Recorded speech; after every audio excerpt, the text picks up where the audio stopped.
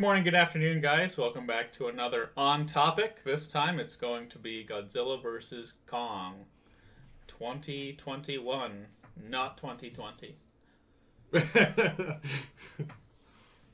So take it away. I guess I'll just go. By the way, I'm Aaron. Oh, that's right. Mike. They know who we are at this point. It's the second time you've done that. All right. We're here for different things, so it's throwing us all off. It's okay. So, as some of you might know, I'm a huge fan of this franchise. And I have been waiting since I was like 4 years old to see this rematch. So, it has been 23 years coming for me to witness this. Yeah. And God, is it glorious. It is very glorious. I until we started doing Subplot, I never knew that they had squared off before. So I've only been waiting for like a few months. Lucky you. You had it good. Yeah. So I guess we could start off with the plot here. Kong is in containment on an island. On Skull Island. Which is why it didn't show up in King of the Monsters. Yeah, because a massive storm had overtaken the island. And Apex Cybernetics recruits Nathan Lind for a Hollow Earth expedition so that they can find a radioactive fuel source, some new isotope that exists only in the Hollow Earth, so that they can use it as a renewable energy source. As the front is to use it as a renewable energy source to help humanity. And the only way that they can get in there is if Kong leads them in. So, meanwhile, Godzilla is attacking Apex facilities in Pensacola, Florida, and he has allegedly attacked others prior to this. And they're still trying to figure out why. And the movie ensues. So we'll just... I mean, literally, there's not much of a synopsis. As I've been telling people, this is Godzilla versus Kong. This is not... this is not overly complicated. You don't have to go into this, like, really thinking about it. Well, that's like... my other friend, Aaron, I didn't know this, but he hasn't seen any of the MonsterVerse movies.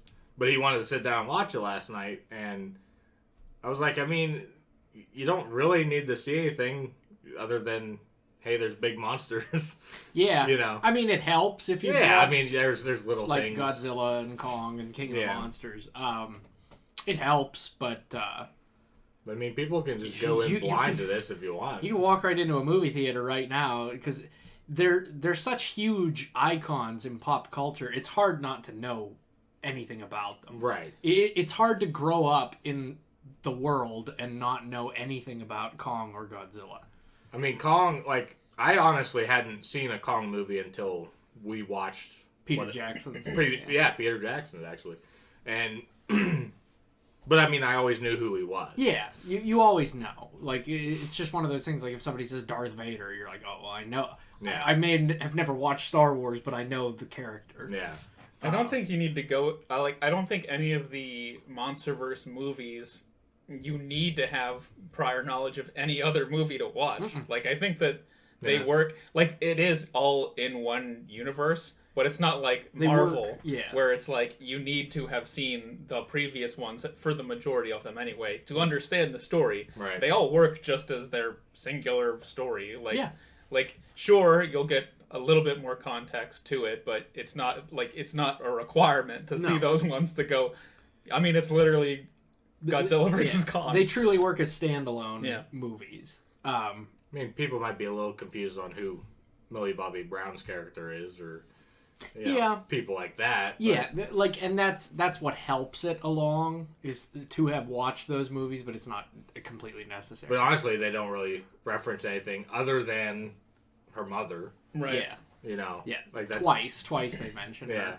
And I was like, oh, okay. Like that. At that, I guess when you think about it like that, you're going, well, yeah, it probably would help to know what happened there. Mm-hmm. So I don't want to jump into spoilers just yet. Yeah. But I do want to talk about how well this movie did its visuals. Like breathtaking. Holy hell. I mean, the battles looked amazing. You could set an entire movie in the Hollow Earth and I'd watch every minute of it. The Hollow Earth looks cool. Yeah, it looks really cool. There's a discussion we have to have about that because I'm a little confused on the inner workings of that. But again, spoiler territory for that for now. Yeah. But we'll avoid the spoilers just yet. This had a lot of unique shots too. Like the one that stands out to me is it's Kong it's Godzilla or Kong destroys a aircraft carrier, and then it just like is from perspective of the does like a roll. Well, the fighter pilot that it takes off, and it's the viewpoint of the front facing of that, like that, and then there's one where it's like the camera multiple times does like a 360 roll. Like that stuff looked really cool. Yeah, it's definitely the most visually unique of all of them. It is. Say. And it does a lot of its... I know that a lot of people have complained about the two Godzilla movies that most of the battles take place at night or they're in rain. Or something like that. And they're like, why? Like, can we do a movie where there's daytime battles? 80% of the battles that take place in this movie are during the day. Yeah. Or very well lit. So it's not like... And I guess Weta Digital did all the creature effects and everything. To me, they looked a lot better than they've looked in the past 3 movies. Like, I haven't sat down and watched the other two in a long time. Or, well, yeah, the other two Godzillas. I even thought, I was like, I don't think I've seen Godzilla so clear. No. Like, I was noticing things that I didn't notice in other movies because of the lack of now rain and whatnot. Oh, yeah. And, like, there were a couple shots during the Hong Kong battle where it was what Godzilla did something, and the shot is him, like, grimacing. And you could see so much detail on the face. I was like, holy crap. I was like, this... And I was thinking about, like, the budget when they said this movie was, like, in between 150 to 180 million. I was like, boy, they spent every cent of that on special effects, didn't they? Yeah.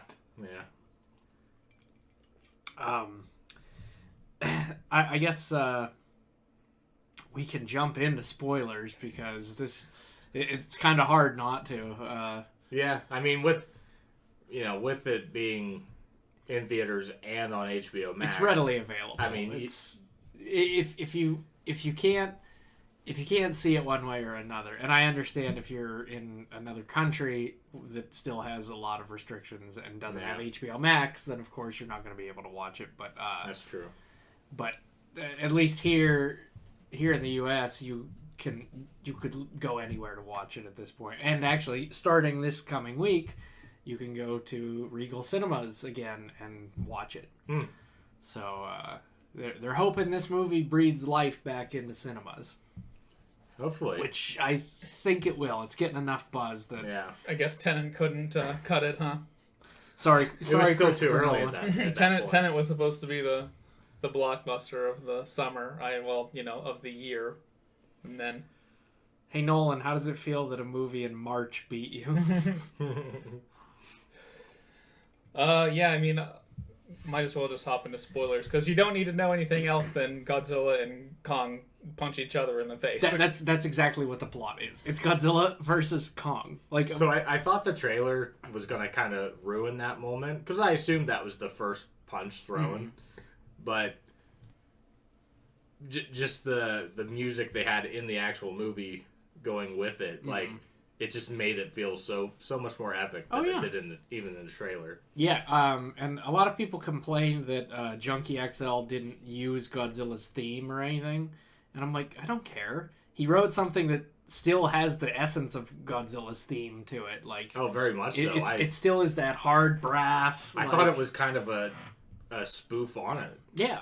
Yeah, which I'm like, I want a unique sound. I thought I heard the notes. Oh, he probably used the same notes, just like in a different sequence or something. But like we got that in King of the Monsters, and I was like, well, duh, it's King of the Monsters. It has the big names of Toho were in that movie, too. Yeah.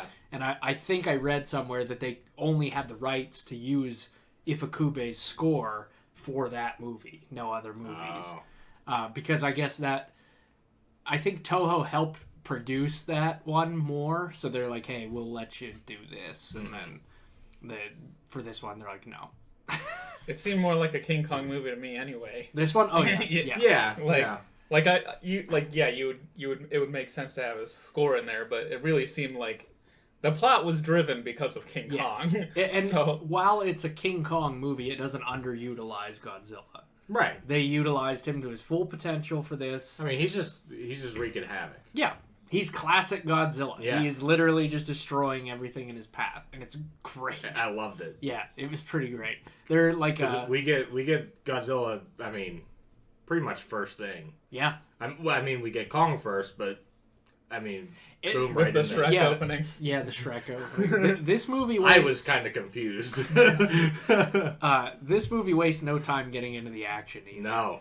And it doesn't...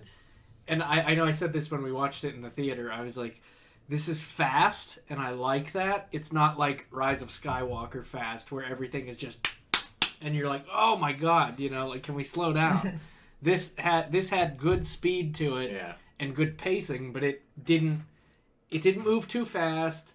Nothing was underexplained or tossed aside, and they're just like, nothing really felt too unnecessary. Everything had a purpose, and like you said, it was pretty tight. Like, it was tight. The writing and everything was pretty tight. Like there's even one line that I thought was a throwaway line entirely, and then it came back, which is the heave has produces enough charge to light up Las Vegas for a week, which, spoilers, they have to defibrillate Kong's heart back because he's near death. And I was like, I thought that was a throwaway line. I was like, that came back. I was like, hell, this is pretty good. That's pretty smart too. Like that's not something.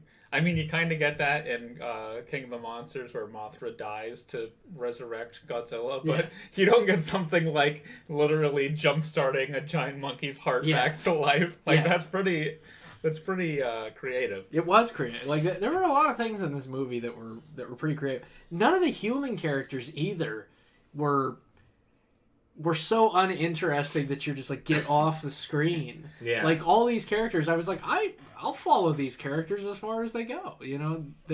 I think that these giant monster movies are really only as good as the motivations of the human characters, and I think that this is probably, I mean, aside from Skull Island, this is probably like the best human characters we've gotten. Yeah.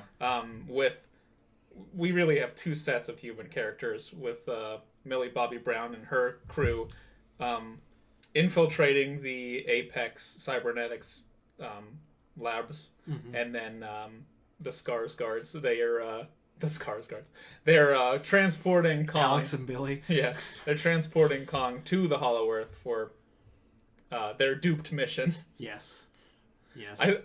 I think I liked Millie Bobby Brown and Brian Tyree Henry's bit more. Just, I mean, like, he's clearly the comedic relief along with the other kid. Like, they're very clearly supposed to be the comedic relief, but they are, like, plot does have an actual payoff in the story too. And I feel like her character is really evolved from Madison in King of the Monsters versus Madison in Godzilla versus Kong. Like, she I don't know, she kind of bugged me in Godzilla King of the Monsters because she was just kind of that whiny kid who's drug along for the whole movie, and they're like, oh, to get kids to come see it, and it's like, no one cares. Like, she at least was a more interesting character. Like, she took more charge, I guess, is a better way of putting it. Like, she had a purpose. Oh, she's a teenager now. And they pushed around Julian Dennison's character quite a bit, which was funny. I mean, it was funny. Them, and especially at the end when they meet back up with Mark, her dad, and then he's like, it was Madison's idea, and he's like, shut up, Josh. Like, I was like, man, they just shit all over this kid, don't they? Yeah, he was pretty funny. just like he was like pretty much useless the entire time. Yeah. There's really cool visuals with their portion of the movie too, where they use like the super speed of the Hollow Earth to like transport from Florida to Hong Kong. Yeah. Yeah, that should have taken like seconds. But like, that was insane. They were going like 1,000 miles an hour. And like, we were watching that, and my dad said something. He's like, "How are they not dying?" And I was like, "Well, they're in an anti-gravitational field, like within that." I was like, "They're transporting eggs. Those things would be yolks by the time they would go through there. Like, they obviously have to have something that's going to help them survive that much G-force pushing through the middle of the Earth." Right. That was one part of the movie. I mean, like, we get everybody's motivation, and that was Andrew Skarsgård's motivation, is that his brother died trying to go into the Hollow Earth, which is like the lamest thing ever. Yeah, he's like a fraud or like a hack professor of... and this is his shot at redemption to prove that, which is weird, like, that it's not that they're like, oh, he's a discredited scientist. Like, I think it pops up in the credits that he's like a discredited scientist or whatever, and I was like, Nathan Lind. Yeah, and I was like, what? I'm like, what is that? How? I'm like, you guys know that the Hollow Earth exists. Yeah, that's one thing I didn't understand. But then I thought about it, and in King of the Monsters, they go through it in the submarine and end up in Atlantis. And what's the actor's name that I'm thinking of from Billy Madison? I don't know his name, but I know who you're talking about. I can't remember his name at the moment, but he Rick Stanton was his name, and he says to Dr. Chen, he's like, "I told you, Chen, that the Hollow Earth is real." And I was like, oh, I thought back to that, and I was like, oh, maybe they are kind of like, oh, maybe there's an entrance, but we don't really believe it because no one's ever actually successfully made it in there. Well, clearly Apex Cybernetics has done some very intense infrastructure work in the Hollow Earth. Yeah. They have like super trams from one side of the planet to the other. And somehow they knew that, because when you think about it, you're like, so why didn't they just get the isotope on their own? And then, of course, you needed Kong. It must have been, like, closer to the surface anyway. And they needed Kong, obviously, because he had to, one, open the gate, the temple doors, because they obviously couldn't open that. Excuse me. And then he had to put the axe in. I mean, I guess there was a lot that needed to happen via Kong's doing, but that they probably didn't know.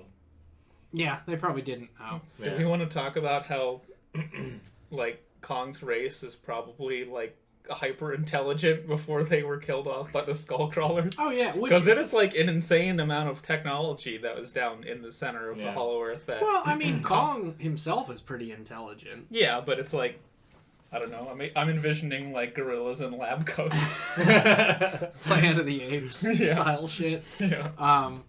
Well, I mean, like they allude that humanity and the Titans coexisted, so I don't think it's unheard of to think that an ancient civilization sort of helped teach them how to do these things, or like how to construct the axes, or. It's convenient that it was just a Godzilla fin that jumpstarts this entire and energy resource. Yeah, and you know what? It's weird. Like, I know a lot of people probably are already complaining about it, where they're like, it's not explained. Like, what's the purpose of that and everything? And it's like, I don't care. It was cool. Like, it worked. It furthered the story. I don't care. I don't need to go into the details of it. Yeah, it just forwarded the plot. Exactly. Of Godzilla blasting a beam from Hong Kong into the center of the Earth. Center of the Earth, yeah. That was so cool. That was really cool. that was actually really, really cool. So I have one minor complaint about the movie, and it's when Millie Bobby Brown and her company are being transported to Hong Kong from Florida, they're transporting the Skullcrawler eggs, and they make it to where, spoilers, Mechagodzilla is. We learn that Apex Cybernetics is creating an alpha that they can control so that they can be the dominant species on the Earth again, which is so, so so much hubris of humans, I guess. It's like, why even bother with that? But my complaint is that they release a Skullcrawler against Mechagodzilla so that they could show its power. I was really hoping that it was going to be another Toho kaiju. Yeah. And not just, like, something that we've seen fucking a million times before. What if it had been Anguirus and, like, I was just gonna Godzilla say breaks Anguirus. his jaw open like he did in the OG? Like, because in that scene, there's, like, 12 gates, and it's I like, remember oh, shit. you said, you were like, who's it gonna be? Like, Yeah. and then it was just a Skullcrawler. It's just a fucking Skullcrawler. It's like, what? Which actually... I'm sure that it's taking a long time to license them, or they couldn't license the characters, but it's like, that is such a missed opportunity. Yeah. Just to have... Or even Unleash... bring back a... And that shows their point even more, because Kong has destroyed a million Skullcrawlers. We've seen that already. But, Godzilla has killed a bunch of Titans, and having Mechagodzilla just kill a Skullcrawler, it's like, okay, we've seen that a trillion times. Yeah. You want to show its power against an actual Titan. I mean, its beam did cut it clean in half. Yeah. So I was like, well, that's impressive. Yeah. But you'd think that it would be like...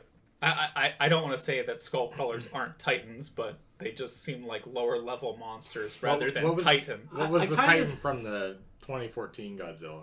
The Mutos. Mutos. Yeah. Like, even have it be one of them. Yeah. That would have been better. And the only reason that I kind of saw that one coming is because the toys didn't have any of the other Titans. It was just Skullcrawler, Warbat, Mecha, Kong, and Godzilla. So I was like, when the gate opened, I was like, oh, there's the Skullcrawler. Like, okay, I guess. When I watched it again last night, they showed the eye that what's Brian Tyree Henry's character's name? Bernie. When it showed the eye that he saw when Godzilla blew the hole in the thing. My mom kept asking, she's like, what was up with that red eye? I was like, just keep watching. I was like, I'm not gonna say it. Like, just continue watching it. And then they got into Apex, and then my mom said it again. She's like, well, what about that red eye? And then the floor opens. I'm like, literally wait 30 seconds. And the floor opened up, and she's like, well, who is it? I'm like, who would they build giant robot red eyes for? And she's like, oh, Mechagodzilla. I'm like, duh. That was another scene that was so stupid, where it's like, it's Robo Godzilla, and then it's like, no, it's Mechagodzilla. It's like, oh, thanks. Thanks, really needed that one. Like, that entire... Like, they can react like, oh, it's a robot, but, like, them literally, like, saying... Like, he might as well have just looked at the fucking camera. Yeah. Just like, it's Mechagodzilla. And then there was another good part... Normies. That you and I had a good laugh about, is when Walter Simmons tells Sarazawa he's, like, getting the fucking robot. Like, yeah. He basically tells him... Or he tells him to get into the chair. Yeah, get in the chair. Yeah, and I was like... I just kept thinking of Evangelion. Pilot the Eva Shinji. Well, I don't understand his character's motivation, Sarazawa's motivation. Like, see, that, and they don't explain that he's the son of... No, which kind of makes me think, is he actually? Was that misreported? Or, like, because aside from having the same last name, he doesn't really, like, strike me as... Oh, my dad... Like, I thought there was going to be a deeper thing of, like, I hated my father. He loved the Titans. He thought that we could coexist. We can't coexist. Yeah, like we obviously can see that now. Like, I thought that was going to be his motivation. Mm-hmm. But it wasn't. I'm okay with it. I'm fine with that. His character really had no bearing on the story except that he could pilot through Ghidorah's brain. But other than that, I was like... And then they killed him off, and I was like, I don't care. Literally, his only reason of being in the movie was to showcase that Mechagodzilla was a creation, and then he died literally the scene after that. Yeah. Because they harvested the element from the Hollow Earth, and they use it to... So Mechagodzilla was having problems being powered for extended periods of time, so they can only work for 30 seconds or something. Yeah, so they needed the isotope to power him for indefinitely, basically. So as soon as that was plugged into Mechagodzilla, Ghidorah's brain just kicked in and was like, well, I'm in control now. Which was cool. And I guess a lot of people were really confused about that. But I was like, I think I explained it to somebody either on Twitter or something today. I was like, no, I'm pretty sure what happened was the DNA computers they used from Ghidorah's brain, it's similar like Kiyu. You use the DNA computers to pilot it, because then its movements become more fluid. You're not controlling one leg or one arm and all that. Mm-hmm. So when they plugged the isotope in, it like turned on Ghidorah's brain, just went, oh, okay, I'm in control, complete control now. So it just took, I was like, it's like Kiyu. And I'm sure that's what the reference was they're like, it just came alive on its own and went berserk. I mean, that's what I thought of. And Sean... I mean, yeah, because after he kills the CEO of Apex, does he break out of the labs? Mm-hmm. Yeah. And then he'd see, I mean, Godzilla's in Hong Kong at this point, so it's just like Ghidorah and Kong were fighting because they were both, I mean, Ghidorah was from another planet, but they were, you know, they're both alphas, the same thing that why Kong is fighting Godzilla. Yeah. So it's an on-site type of thing. He's like, well, I'm alive again, and I'm going to kill you because I'm the alpha and you aren't. Yeah. I remember what you did to me. Exactly. And that's what Sean said, because it's the Kevin head. Yeah. That he's like, how poetic is that? That, you know, the Kevin head is like, hey, bitch, I'm coming for you. He really kicks Godzilla. Oh, my God. Yeah. Yeah. Like, yeah, it's kind of funny because... I legitimately thought, like, because the poster says, one will fall. I was like, Godzilla's going to fucking die. Yeah. Like, I legitimately thought he was going to get killed by Mechagodzilla. This is like a weird game of rock, paper, scissors. So, Godzilla whoops Kong. Kong whoops Mechagodzilla, and Mechagodzilla whoops Godzilla. That's the way I saw it anyway. Yeah. I mean, obviously, Kong needed help to defeat Mechagodzilla, but he was doing a pretty good job on his own. He was beating the fucking doors off of him. Yeah, and like, Godzilla just got his ass... Like, the thing that surprised me the most was when Godzilla shoots his beam and Mechagodzilla, they connect in that classic, you know, Toho beam battle. Yeah. And Mechagodzilla just blasts him effortlessly. And he burns the shit out of his chest. Yeah. I was like, he's gonna die. I was like, that thing is gonna murder him. And it was on the warpath. Yeah. Yeah. Yeah, it definitely would have murdered him had Kong not jumped back into the fray. Which makes a great villain that you know they could succeed if something, you know, if Kong doesn't come back and help. Yeah. Like, if they don't resurrect Kong after he's... Yeah. Yeah, and I know that there were a bunch of people that were complaining about Mechagodzilla. They're like, it's so unrealistic. And I'm like, shut up.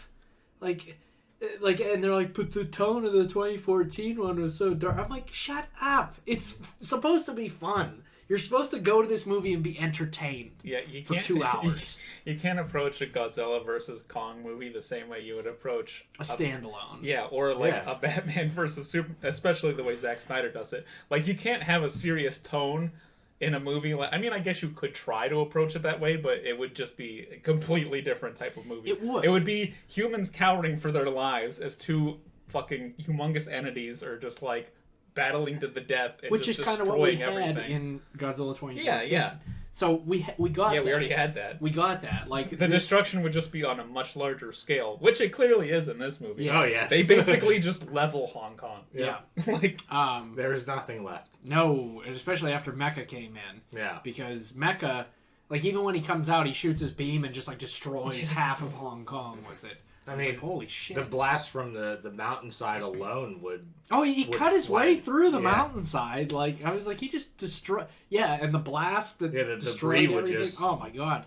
Yeah. Like, you literally had 3 Alpha Titans duke it out in the middle of Hong Kong. Yeah. So that being said, I mean, that's the end of the movie. Like, Kong and Godzilla, you know, show their mutual respect to each other, and they go their separate ways. They shook hands. Yeah. High-fived each other. Well, story, bro. One thing about King Kong as a character in this movie is... And he is King Kong now. Yeah. He is King Kong. You can relate to him more because we skipped over this, but he can communicate with humans now. Yeah. Like, no, I was going to go back to that. Before, Godzilla, you don't, you can understand his motivations, and there's a little bit of a connection when Serizawa sacrifices himself to resurrect him again in King of the Monsters.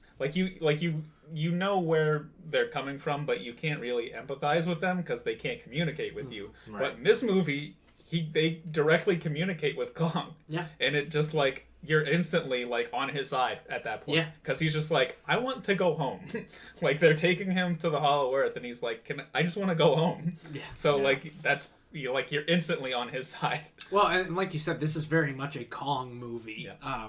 Which I have zero problem with because my favorite MonsterVerse movie up until this point was Kong Skull Island. Mm-hmm. And now this, of course, is my favorite of the MonsterVerse movies, hands down.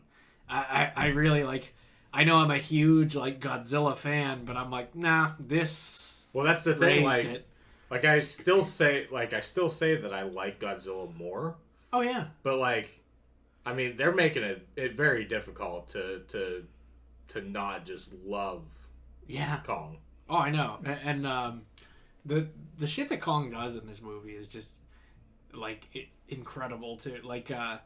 So after they defibrillate Kong, he had his shoulder was dislocated. In the building, and he gets up and he just goes boom and just relocates his shoulder off a building and just goes and rolls his shoulder and then he does the Brock Lesnar. Yeah, I was damn. I was let's go. Yeah, that was crazy. Yeah. There's just a lot of shit that Kong does in this movie that's just amazing. Yeah. Kong's the best character. Godzilla is a great plot device. Mm-hmm. Like I said, he's not underutilized at all. Right. This is very much a Kong movie, but it doesn't shy away from showing Godzilla just wrecking shit. Which is a cool spectacle to see. Yeah. And then my only complaint, I have two or three minor complaints. Number one, Lance Reddick had one line in this movie. So when we were talking about Serizawa, his lack of motivation, mm-hmm. I was thinking, well, Lance Reddick was hardly in the movie, so maybe they were explaining his connection to the former Serizawa in a portion of the movie that they cut. Because, why have Lance Reddick in it if he's going to say one fucking thing? Yeah. and he literally said one line, and that was it. He wasn't even, shown at the end of the movie. Because, remember, when the credits rolled, I was yeah, Lance Reddick. And then he's not in the movie at all until the very end. And I was is that literally the only reason he's here is to say that one line to Mark Russell? So I'm thinking maybe...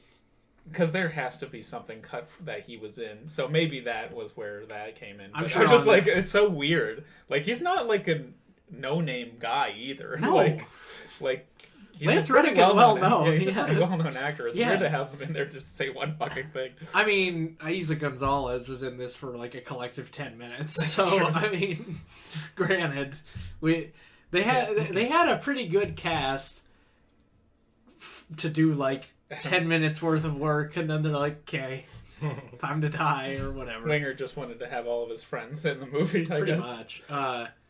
So that complaint, because I was why hire Lance Reddick if he's gonna just have one fucking line? He did it as a favor. Probably.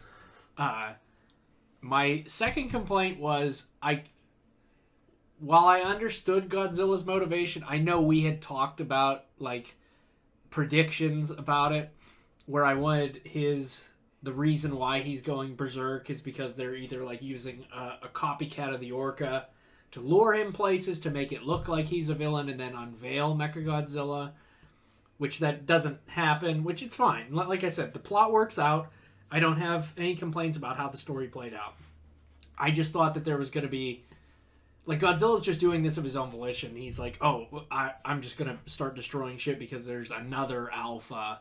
Well, he's trying to find it and kill it. Yeah. So every time that there was 12 chambers in that thing, so presumably they've tested Mechagodzilla at least 12 times. Yeah. So every time that they test Mechagodzilla and its capabilities, Godzilla is just like, well, time to go murder. Like, so that's what he's doing. He's just trying to get to him and kill him. I guess it does. Does he read it as probably as another Ghidorah? alpha? As Ghidorah? Probably. I would say that he probably does recognize that it is that it probably has some type of being that they're using the brain. Yeah. It's putting off some type of echo or something that's triggering him. And I guess you're right. That motivation does make sense because he's literally like, don't stand in my way. Like, and when the army's like trying to stand in his way, he's like, nope, and just like destroys that shit. So that's he's one getting thing. Annoyed. That's one thing that doesn't make sense to me.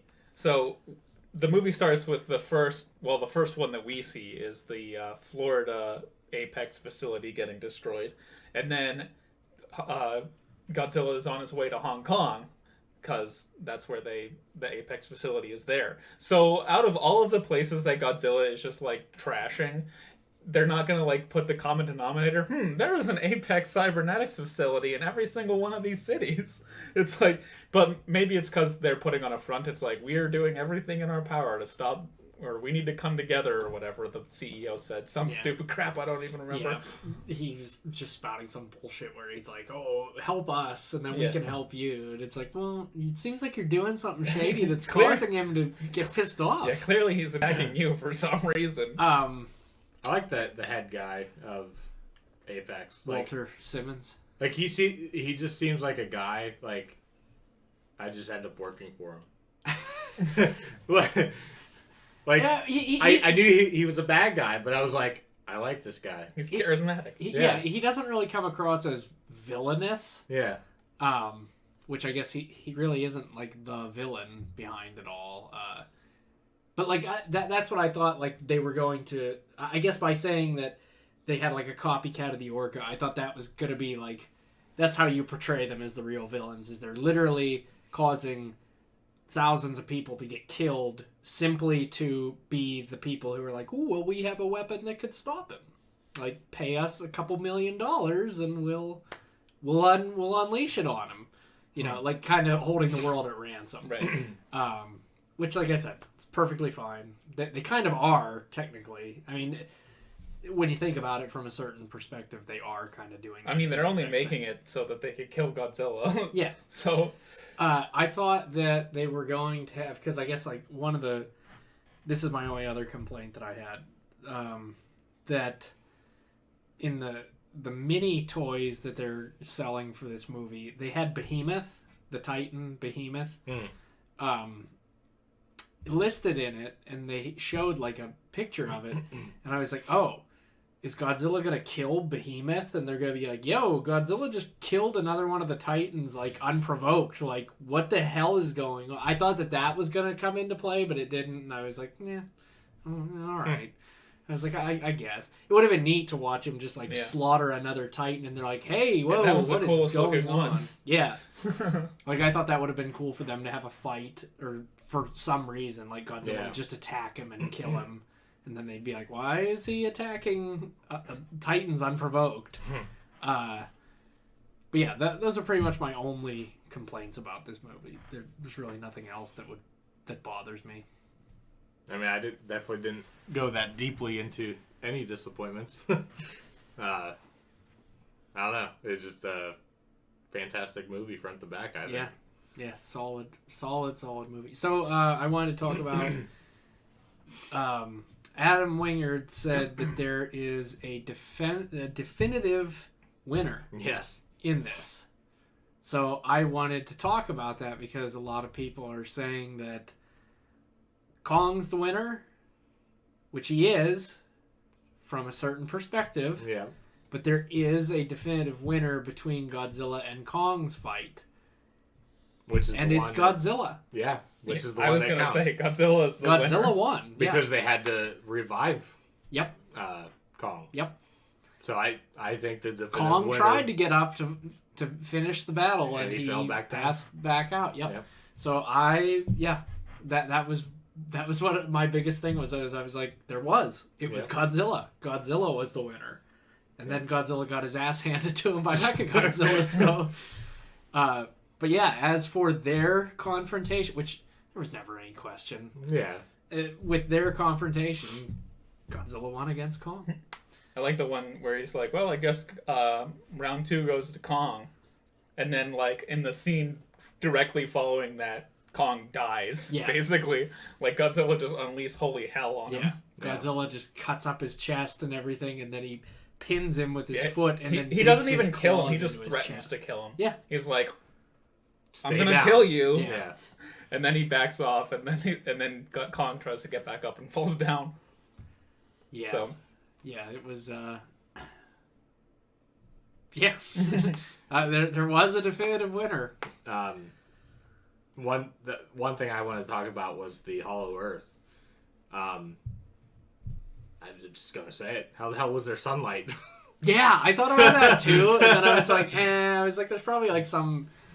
It's probably like what happens with. I'm trying to think of what. But then I was thinking like refracted light or something that somehow it makes could just be the energy of the Hollow Earth is so strong that it has like a electric luminescence. Okay, yeah. I was also thinking like they go through those, for lack of better portals. Yeah. That was weird. Like, so is it actually in Earth? Or is it I think so. Another dimension? I just don't that is one thing that doesn't make sense. They're like going through like an osmosis almost. Like, you know, because it's like a film that they have to pierce. Yeah, it was a Kubrick. Yeah. Yeah, pretty much. Yeah, it's like they're breaking this. It's like they're breaking space-time barrier. Yeah. It is strange for sure. But that's why, because there's clearly some sort of sun thing. Yeah. In the sky. Yeah, something is illuminating it. So that's why I was kind of thinking it might be like a separate dimension. Like, it's not technically inside of Earth. That can't be, because Godzilla drills a hole directly to it. Yeah. Oh, that's true. That's true. I would say that good point. That like that wormhole that they have to like pierce through could potentially capture sunlight and spit it back out the other side. Yeah, I mean, why not? Yeah. So there could be another portal like that. That's open, like, in the ocean. I don't know. I don't know. We could speculate about this. It could straight up just have days. its own, like, little its own sun star inside of it. Yeah. That Hollow Earth stuff was great, though. Like, whenever Kong climbs to, like, it's literally the center of the Earth. Yeah. So whenever Kong climbs to the top of the one mountain and, like, knocks the rocks and it, like, falls down, he jumps and he's just, like, floating there. Like, that was really sick. Yeah. No, like, visually, this movie was extremely well done. Mm-hmm. And from a storytelling perspective, it was pretty good, too. I mean, I don't know. I had my doubts early when there was no trailer or anything. I'm like, is this movie just dog shit? That they were like, yeah, you know what? We're just sticking it right on HBO Max. Who's going to watch this? They made it seem like there wasn't, like, they just didn't care. Yeah. Which, like, you know, kudos, because that's played out in the end, because like it was like reverse psychology. Yeah, basically. Lack of marketing where they're like, man, I feel like really it almost falls under a Zack Snyderism again, where it's like, well, because of streaming, we'll just, you know, it's elevated because of that. Mm-hmm. Like I don't know if Zack Snyder's Justice League would have performed as good as it did if it weren't for streaming. And I feel kind of the same way about this. I mean, I know that theaters are open in places, and I'm sure there are a ton of people that are going to see it in the movie theater, but having it readily available on HBO Max probably also, you know, increased the eyes that are going to it. Yeah. And I don't know how they measure that metric. It's like number one and whatever in the box office. How does it, like, how do streams directly correlate to that? Are they counting streams? I'm sure that they are, probably. But I'm not exactly. Okay. Yeah. Whatever. I'm sure there's some calculation. But I don't keep up with box office anymore. Really. Listen. If you had told me that this was going to be the movie that was going to save movies, I wouldn't have believed it. I'd have been like, I think you're smoking. Wishful so in the case that the studio was like, whatever, we'll just throw it on HBO Max. Nobody cares. And then it's performing so well, maybe there is a chance, because to me, it seemed like this was the definitive end to this MonsterVerse. Yeah, because King of Monsters kind of... I did want to talk about that. So, do you guys think that they're going to continue it? I know a lot of people I think that they will continue it now because of the success, but I don't think they were planning to, which is probably why they weren't marketing it like they were. But like the way that it's been performing, it's probably going to be like, oh, people are liking this, let's make some more, you know how they are. Crap, people actually care. And see, I don't know if I want that. Yeah. I don't know if I want that, because it tied up that universe. And like, I think it's a great end. Yeah. But I agree with Sean. I think they'll milk it for all they possibly can. But I mean, I don't know where they go. That's what I mean. Like, there really is nowhere to go. You gave us the fight between the two alphas. There's really nothing else that you could possibly do that's gonna top. It's like Endgame. Yeah, that's it. Yeah. You know, that's the. You can't raise the stakes any higher. You had Mechagodzilla. You had Godzilla nearly die. You have Kong and Godzilla fight. The two main alphas fight each other. There's nowhere else for the story to go. You can do comics and expand on the lore. Hell, do a prequel. Do a prequel set in the Hollow Earth, like in ancient times or whatever. You know, I don't know. I'm sorry, you said that and it just made me think of like Kong species and Godzilla species like talking in like English. It's like, this is our territory, you need to stay out. Oh my god. Go back to your hill, monk. Monk. Chonk. Yeah, oh my god. Could you imagine if they did a prequel of the war that happened like between their species before? They just communicate via sign language.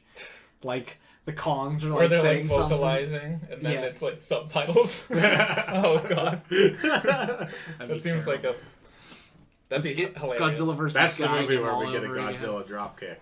Oh yeah, oh my god, yeah.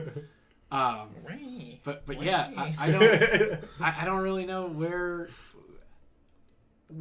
or why you would continue. I mean, if you can license more of the Toho kaiju, then I say go for it. Well, I mean, yeah, if you're gonna if there's a way to introduce more Titans, I don't know how they'd explain it at this, but like it would have to be in the past, like you had said, because I'm pretty sure at this point the only two remaining Titans that are alive are Kong and Godzilla. Okay. So I'm pretty sure at this, I mean, I guess you could say that they come from other planets. Just like Kaiju. So what happened to all the ones at the end of King of the Monsters? Oh no! Those are all still alive. I think like, do you mean like alphas? Right. Yeah. Oh, okay. Alphas, I see what you're saying. I mean, I guess you could just say that Godzilla or Kong is killing them indiscriminately for no reason, but I don't know. Yeah. They probably, I don't know. They probably would not write that, because then you would need a Mecha Godzilla, like you said. Yeah. That would have been an interesting plot. Yeah, like that.